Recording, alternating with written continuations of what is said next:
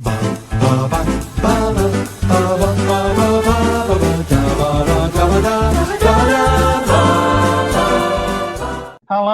everybody, and welcome to this week's episode of Carruthers and Leggetter and Whoever. I'm Thomas Carruthers. I'm Will Leggetter. And today we have a very special guest. We have Becky Muggeridge, who I know as the secretary of the podcast and Will knows as his significant lover. Significant other. It's significant other, isn't it? Not lover.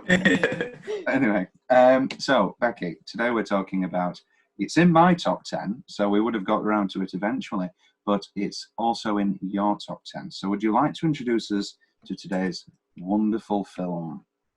It's When Harry Met Sally. Mm. Ooh. Do you want me to describe it? How would you describe it? Give us a plot synopsis in 10 words. I think it's a very easy 10 word. Words. You can do this. I think it's a very good 10-word film. Boy meets girl, travels to big city. You've got 3 left. You've messed up. Yeah, I have messed up. All in love. All in? Fall in love. Men and women can't be friends because no man can be friends with a woman that he finds attractive. He always wants to have sex with her. So you're saying that a man can be friends with a woman he finds unattractive? No, you pretty much want to nail him too. All in love. Yeah, okay, that's a good All ending. in a hole. Oh yes, the film is directed by the wonderful Rob Reiner and written by the incomparable and late Nora Ephron. And basically, Rob Reiner came to Nora Ephron and said, I've got an idea for a film. It's about 2 best friends who believe that sex will ruin the relationship, and then they have sex, and it ruins the relationship. Because, we'll get to this later, I presume, but the original ending, they didn't get together. In almost every draft of the script, they didn't get together. However, because this was fueled by lots of depression from Rob Reiner's terrible divorce to Penny Marshall, I think, Penny Marshall. And basically, he was very depressed and he thought, love doesn't work out until he met his future wife on the set of When Harry Met Sally, and they changed the ending. And I do think it's for the better, and I'm sure we'll get to that later. Grape? No, I don't like to eat between meals.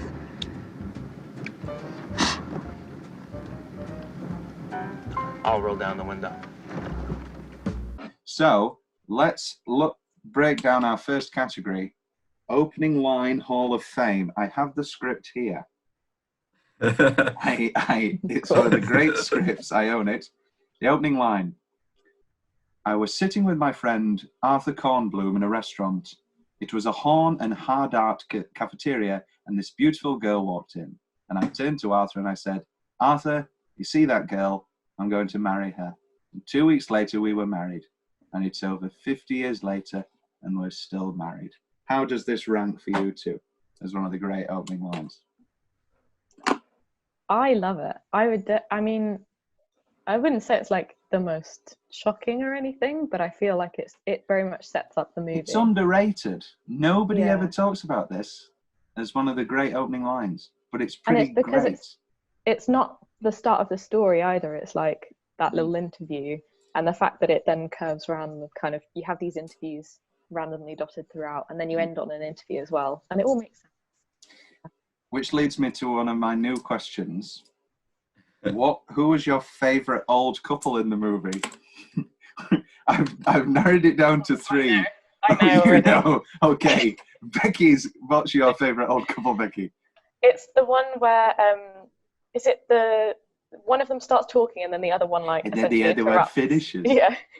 Yes, and that's Rob Reiner's dad's friend. Oh, okay. Yeah. Are all the interviews with people they know? No. So the interviews, Rob Reiner's original idea was, I'm going to just film real couples. And Nora Ephron said, that's a great idea, but it's not going to work. And it didn't work. But they got real stories and then gave them to actors. So that's Rob Reiner's dad's friend, who is a comedian. And that has the great 9 extra floors. It's a Yeah. great ending. Will, have you got one? Are you going to go for the betrothed Asian couple, the woman with the very large hair? I'm going for the melon one. I like the melon. That one is great. You know, like the way you do a good melon. I think I'm going to have to go with, I like we don't know if he's a mobster, but the guy who's, got married to Berta for 3 years, then we divorced, and then he remarries twice, and then he hits on his ex-wife at a funeral, and then they're married for 30 years. And the woman is just she remembers all the names, and he doesn't. Great old couples. And you're wondering like which one's going to be the person who's actually in the video. Yes, this is true. What is the best 10-minute stretch in the film? Oh. I think the opening 10 minutes when they're in the car and he's on about the dark side. That is good. That is a good stretch. Because it establishes the relationship they have to the rest of the movie. It is great. Are we including the diner in that? Are you saying 10 minutes from diner. late? Oh, because you've got Friends. Yeah. You've got Sheldon the Wonderschlong, which I've got years of mileage out of. The amount of times I've used the phrase Wonderschlong. Yeah. And you've got they're ordering the pancakes a la mode, which is a great. Yes. So I feel like the diner scene is probably one of the best scenes, just scenes, but stretch of like 10 minutes. I like the bit where she's having a mental breakdown. That is good. Into the sex, yeah. I'm too structured, I'm completely closed off. But in a good way. And I'm gonna be 40! When? Someday! In 8 years. It's not the same for men. Charlie Chaplin had babies when he was 73. Yeah, but he was too old to pick them up. And I also quite enjoy the bits where they're both on the phone to each other and it's like split screen. I quite like that as well. Marie folding over the index card when she's told that the guy's married, and you think she's just going to throw it away, but she doesn't. She folds it over. That's great. I mean, it's a great scene, but I'm going to go specifically the line, "What? Do you have a hot bed?" And then the incline of that. That's my favourite moment. The Asian waiter in one of the early montages where you can see her ordering, and he just looks at Harry, and Harry goes, "Yeah, that's great." And then Sally getting water after they have sex. There's a great bit where she puts her dressing gown on, and then when she comes and she's thinking about it, and you see how happy she is when she's pouring the Evian, and then when she comes back in, she does this. And it's great. And that leads to another great line. You alphabetize your VHS tapes on index cards. That's a great scene. Will's more general favourite part of the film is... Yeah, I like the when they're at the wedding of Carrie Fisher. And she's like, "Is one of us supposed to be a dog?" And it's like, "Yes, you." I have, right there. I am the dog. I am the dog. I am the dog. The build of that 3, that leads also into a point of, it's a 15, and obviously you've got the sex, but you don't see anything. And there's a lot of frank discussion. There's only, correct me if I'm wrong, there's only 4 F words, and every one is perfect. It's the classic Planes, Trains and Automobiles thing of saving them for that blowout scene, and it's perfect. You've got "Don't F with Mr. Zero," which is just a great joke. Then you've got the payoff of that of adultery is just a symptom of something else. There's something else wrong in the marriage. Well, that symptom's fucking my wife. It's one of the best lines in the film. Then you've got. Then Sally gets the best 2, whereas Harry's like, "Oh, how many people have you slept with?" And she goes, "Oh, So I've not moved on because I haven't fucked somebody. She uses it so brilliantly just to get at him. And then she has the great, you're going to have to move to New Jersey because you've slept with everybody in New York. And then she also has the big slap and fuck you to end the I am the dog when they finally get to the kitchen. No, just fantastic. Yeah, I didn't think of that before, but it's a very good point. They're used in it's not overused, and yeah, it's used in very sort of attacking ways. Yeah, I'm not a devout Catholic or whatever. I don't find overuse of the word offensive. I just love the precision of Nora Ephron's scripts. It's truly impeccable. Will's favorite building / set. You've got an awful line here, Will, because it's the whole of New York. I really hope you agree with me. For me, it's the Metropolitan Museum of Art. The pecan pie. Yeah. Oh yeah, that's correct. That is correct. The falling leaves, the pecan. Yeah, it's wonderful. Yeah. And just the architecture of the building is lovely as well. But we won't get into that. That's for my other podcast, Will's Architecture. The building, the foundation. When you break it down, let's start at the foundation. Favorite piece of scaffolding. Best single minute. Oh, I didn't say my best 10-minute stretch. I disagree. I think it's the final 10. I think that from her putting the phone down on him after he does call me if you're afraid to just call me, and then him walking around New Year's Eve alone, it just gets you every time. I think the momentum, it's incredible. I think it's incredible. However, I also think the first 10 minutes is excellent. I think we were saying earlier, Becky, that this film kind of redefined the genre when it came out. So all modern rom-coms nowadays now have the big, the guy at the end, the big confession of love, the big build-up. Where before that, this movie is strange because it doesn't have an exterior conflict. The conflict is them themselves, which is quite interesting. There's nothing in the way. I think if you get this 10 years later even, it's 2 hours long, and you've got half an hour of having to deal with, what's his name? It's simple. That's a baby, and it's talking. You're great. And he kisses her, and you're like, oh, get rid of him. Get rid of him.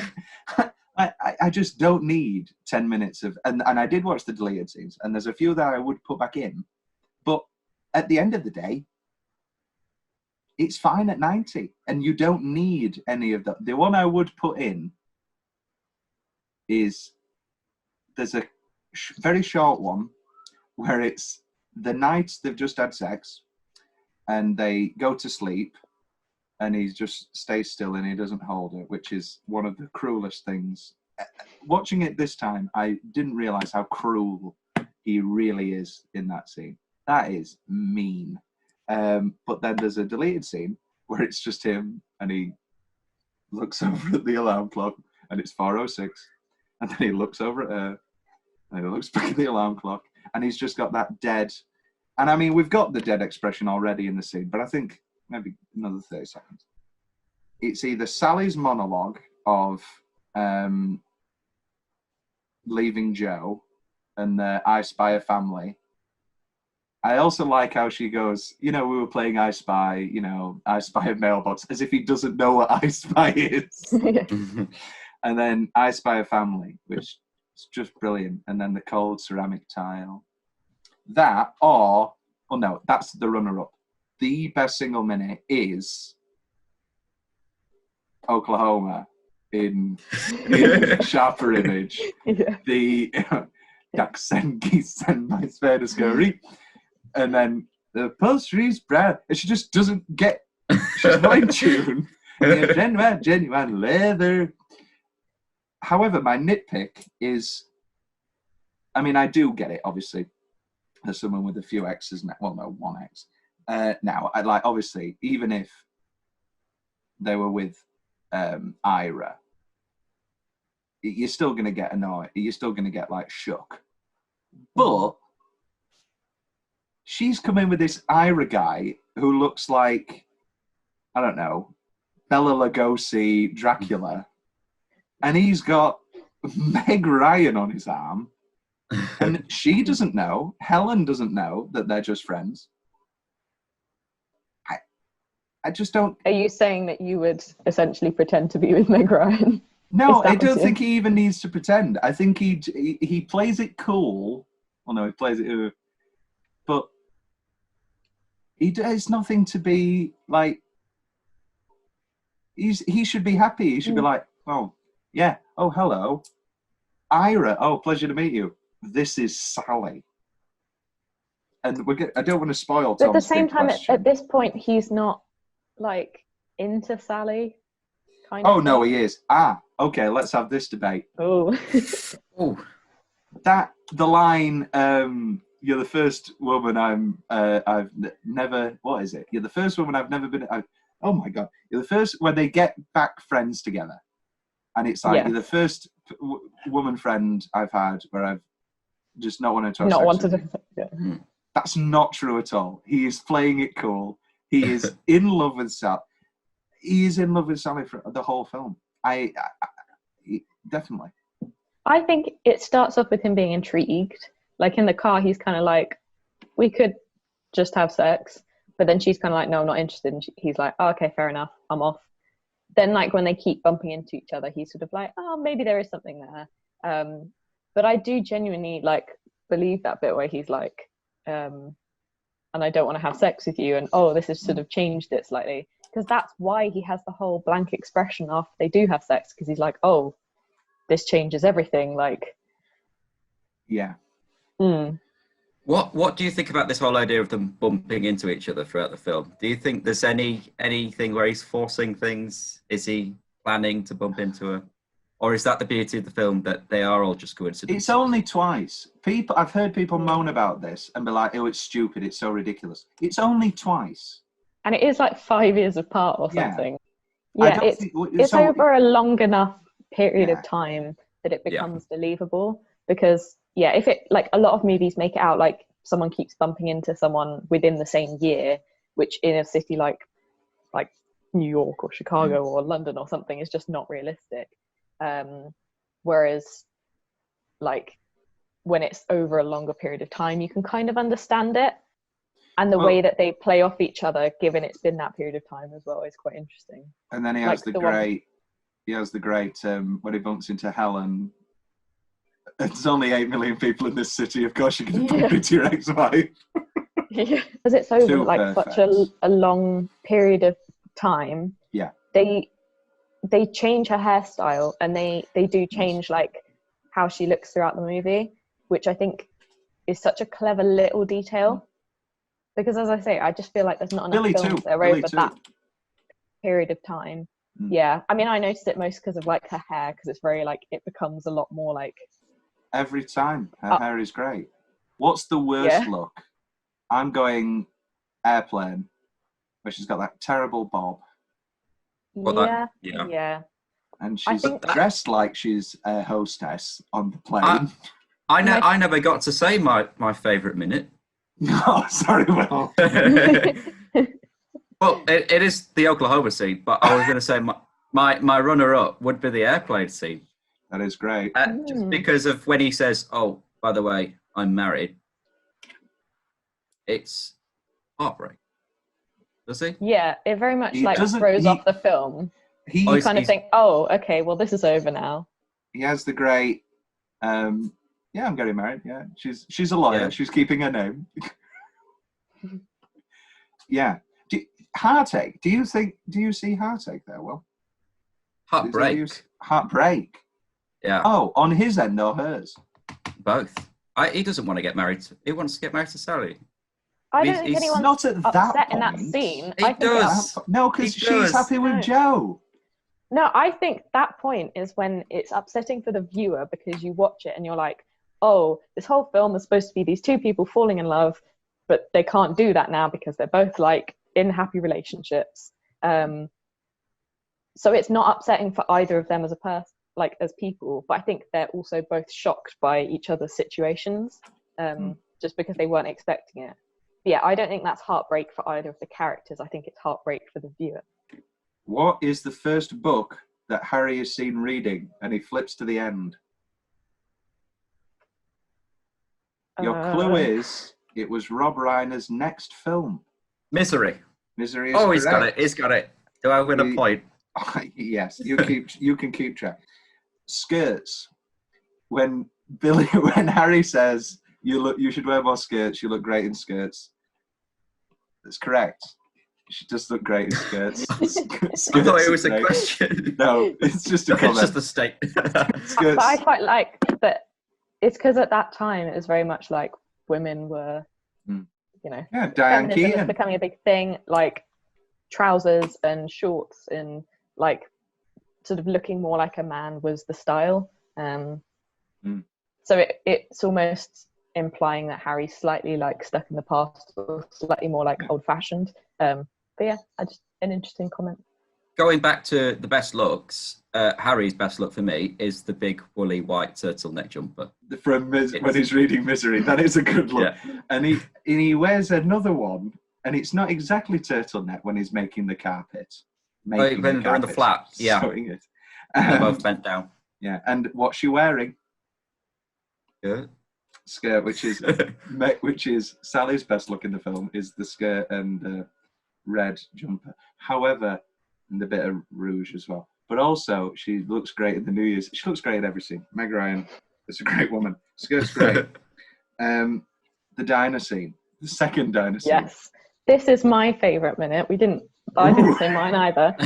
My favourite minute is that bit where she says like, what's the quote? It's something about most men don't know. Most men say that it never happens to them, but most women have done it more than one time or another. So you do the math. Yeah. Because they orgasm. It's great. I think it's done good. And the comment from the extra who says like, I'll have what she's having. It is great. And that's not just any extra. That's his mum, isn't it? It's Rob Reiner's mum. It is? Oh. Okay, well, I'll do it quickly. So basically, so in the airplane scene, you've got Nora Ephron, Rob Reiner. So the film basically, the script came about from conversations between Nora Ephron and Rob Reiner. And Rob Reiner basically told Nora about the whole wanting to get up after sex thing. And Nora was like, really? And that's where that scene comes from. So then Rob Reiner was like, wait a minute, I've just given away one of men's biggest secrets. And I don't know if it's exactly, maybe I'm too sensitive. Well, we don't need to, it'd be cheaper than therapy, but we don't need to get into this now. But so then Rob Reiner was like, oh, sorry, go on. It's not like one of men's biggest secrets. I feel like it's fairly obvious. Yeah, but it's fairly obvious to us now. It wasn't was it in 89? I think it was meant to be like a moment of disgust for the audience there. Everyone go, what? Yeah. Yeah, and all the men can have a free ride that night because they'll go, I never do that. Anyway. So Rob Reiner said, I've just given away a big secret for us. What's a big woman's secret? And then she goes, well, do you really want to know? And he goes, yeah. Well, most women fake orgasm. And Rob Reiner's response was, well, not with me. And that's what that whole scene is. And so then Rob Reiner, this was obviously pre-Me Too, but he then ran into his officers and asked every woman if they'd ever faked an orgasm. And they obviously all said, yeah, a couple of times. So Becky, no, I'm kidding. Yeah, I think Nora Ephron has done some wonders because I think subconsciously, after this, putting this in the mainstream, most men are very self-conscious about this now. I mean, they were self-conscious about it before.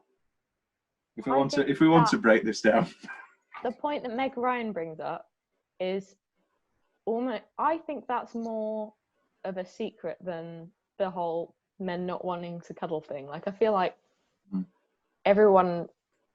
I don't know. I just feel like everyone kind of automatically knows that. Yeah. Whereas, yeah, the fake orgasm thing, I feel like that wasn't in the general knowledge. Like, it wasn't in big media. It might have been a kind of whispered thing that everyone knew about, but like, it wasn't in big films or anything until this movie. So.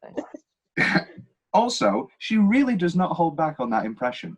I know it's a very funny comedy scene, but like every time I forget how realistic she goes. It's never like, ooh, ooh. It's really realistic, especially when she goes, what does she say? Oh, right there. Like she really, really goes for it. It's great.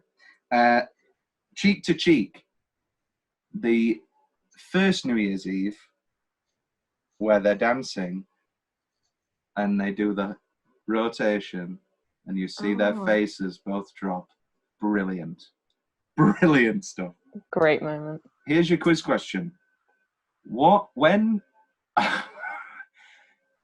Harry and Jess, Bruno Kirby, who we've yet to talk about, but he's excellent in the film, are talking about, well, it's after the baby fish mouth thing and the charades game, and they go off and talk about Emily and the other guy and Julian. That's it. Julian. What sort of name is that? Unless you're Julian Clary, you can't pull the name Julian off. I've just been visiting Norman Lamont. Thank you. It's very nice of you to recreate hamster teeth for me here.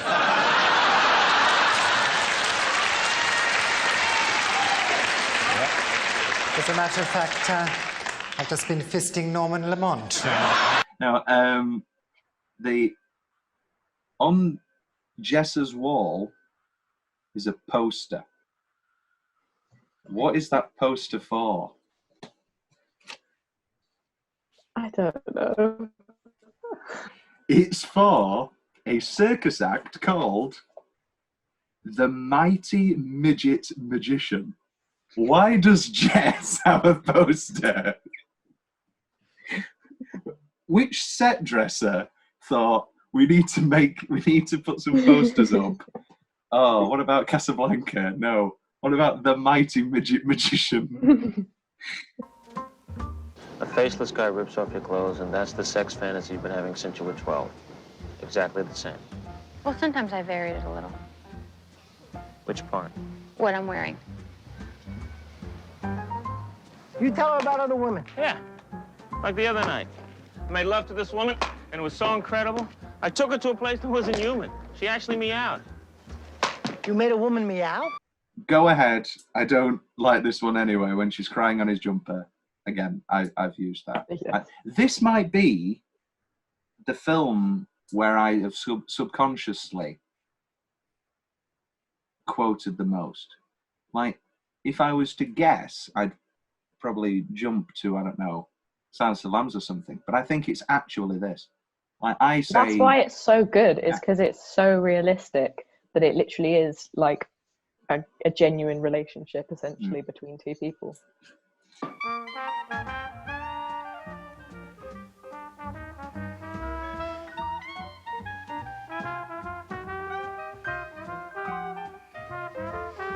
Are you comfortable? Sure. The flash on Sally's face after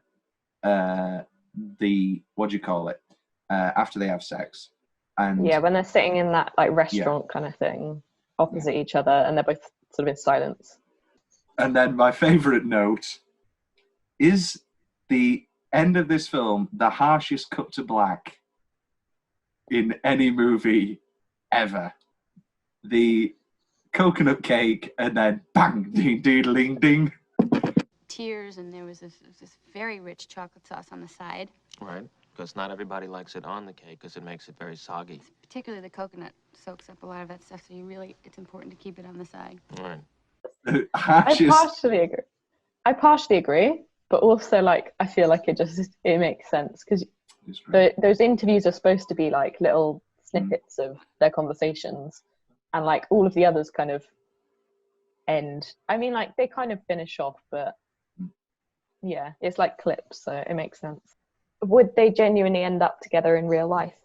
Ah, right. That was going to be Tom's third big question. Third was going to be: do they split up? Do they stay together? Do they divorce? You see, I just feel like their friendship was always a bit clunky as it was, I don't think it would have worked. As a Harry who's always gone after Sally's, I hope that they stick together. As a morose, depressive, dry-witted, miserable man who hides depression under humour. It isn't ugly, but isn't like a George Clooney type. I hope that Harry's get Sally's all over, but they don't. But anyway. Yeah, I just feel like friends can, like, if you have two friends who end up together, it can go one of two ways. It can be like genuinely these two people get along so well that, like, you know, you've built it off the friendship and it's like a perfect relationship essentially. But then I feel like you can still clash with that person. Or if you go from friends to relationship, it can be like, because you were close, you got even closer, but actually you're very different people. This is true. Well, I think they stay together. Yeah. Of course they do. Yeah, let's go for that. You guys are both hopeless romantics. Is I Hate You, Harry, I Really Do the best I Love You in any film ever? I was about to mention this. I don't like the line. Oh. I don't like it. Go on, do it. Let's go on. Let's have this out. Try. Explain why. Well, he confesses. He says, "I love you, Sally," and then she's like, "I hate you. I hate you."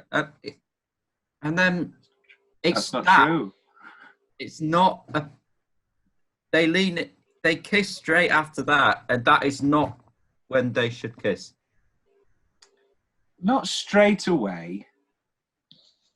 I feel like it's not. He runs in. I love you. He runs in. Look, here's the thing. I've been thinking, and I love you. And he goes, and how do you expect me to respond to that? I don't know. How about you love me too? And then she walks away, and then it's just because you're lonely, just because it's New Year's Eve, you can't just come here and make out. And then he does the incredible speech. Yes. Which is why it's my best 10-minute stretch. And if I'm being honest, it's probably my best single minute in there too. And then you've got the incredible, and she has that look of she's in love with him. And then she catches herself. Harry, see, that's just like you, Harry. You come here and you say something like that, and it makes it impossible to hate you. And I hate you, Harry. I really, but she's saying I love you, and it's incredible. Then they kiss. Go on. The kiss, it's out of character. This leads into Becky's, do they stay together?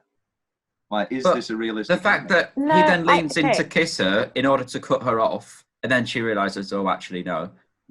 We'll keep doing this. She doesn't cut him off. Look, I have a point here, because I think you guys are both being very, like, male-headed, in the sense that I would do something like this. I'd be like, in my emotional state, like, I hate you. And it's like, no, I don't want you to leave. I don't actually hate you. But it's just like, oh, why are you doing this? So that's all she's doing. And I don't think it's the best I love you ever, but it's probably the most realistic, because she is literally like, why are you doing this to me? What's the better I love you then? I love you. I don't know. There's got to be just like it's just the fact movie moment. She shouldn't. The character of Sally wouldn't have left. I hate you. He would have gone in for the kiss. Then she would have tried to make up some sort of excuses into why, and then it would eventually ended up with a passionate kiss. She's not leaving it at a I hate you. She's leaving it at I love you, because she's saying I love you. She's just saying I hate you. Every time it changes scenes, you never go, oh, I'll have a wee. Or it changes scenes and you are reminded of, like, oh, it's the diner scene. Or it's pecan pie. Or it's even just the charades thing. Or it's the batting in the batting cage and I made a woman meow. I took her to a place that wasn't human. That's just great. Every single cut to a new scene. Incredible. I think that's it for When Harry Met Sally. Do we have, Becky, do you have any closing? Wait a minute, we haven't talked much about Carrie Fisher, who she doesn't steal the movie, but she's incredible as Marie. Marie and Jess, great little second. That's one of my sneaky favourite scenes. Is that double date into I'm going to get a cab. I don't fancy walking, and then I'll come with you. Which Carrie Fisher's great. I needed a new red suede pump, and then she goes over and takes Sally to the side. Great scene. And then they just left, and you're like, oh, just go home and have it off now. Just get it over and done with. Get rumping. It's 90 minutes of pure gold. It set up the whole future of rom-coms, basically. Well, I'm very glad I was introduced to it because I've only recently watched it. So I don't know as much about it as you do, but it is fantastic. And I may need to reconsider where it is on my list. Ooh. I'm not sure if it's where is it? I'm gonna find where it is. It's a lot better than Chicken Run. It's not. Right. I've been Thomas Carruthers, Becky Muggeridge, William Leggetter, When Harry Met Sally. Rest in peace, Nora Ephron. Thank you very much. Da-ba-da-ba-da-da-da.